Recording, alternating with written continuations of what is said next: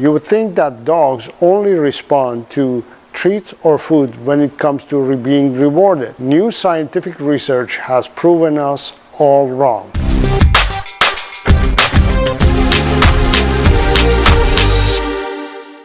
Hello dog lover, my name is Saro. I'm a dog trainer and I coach dog owners.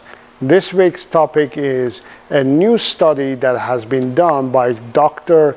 Gregory Burns, a neuroscientist who did a research to understand whether dogs love us the way we think they love us or not. In his research, he has found that dogs respond to the sound of us praising our dogs more than the food itself. Here's Dr. Burns explaining the experiment himself. Hi, this is Dr. Gregory Burns. I'm a neuroscientist in Atlanta, Georgia, and I always wanted to know whether dogs love us like the way we love them. But of course, they can't tell us, so I had to figure out a different way to do it. I used MRI and trained my dog to go in an MRI so I could look at her brain and see what she's thinking and feeling while she interacted with me. And pretty soon we had a group of a dozen dogs doing MRIs. And one of the things that we found was that the reward center of the dog's brain responds to the sound of the human's voice praising them